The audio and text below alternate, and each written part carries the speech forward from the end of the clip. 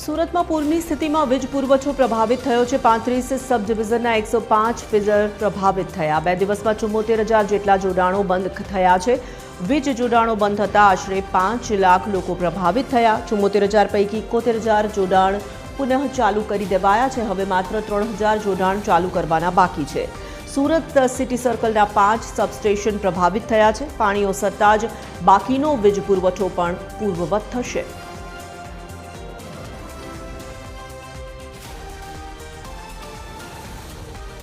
85% power supply restore કરી દીધો છે। ગઈકાલે જે ફ્લડિંગ થયું હતું એના અનુસંધાને જે અમારે પાવર સપ્લાય બંધ કરવો પડ્યો હતો એમાંનો 95% પાવર સપ્લાય અમે અત્યારે રિસ્ટોર કરી દીધો છે અને બાકીનું અત્યારે ફ્લડિંગ ખૂબ ઝડપથી ઉતરી રહ્યું છે। પાણીની સપાટી ઘટી રહી છે। તો એવા સંજોગોમાં અમે એવી આશા રાખીએ છીએ કે આ સાંજ સુધીમાં વીજ પુરવઠો પૂર્વવત થઈ જશે।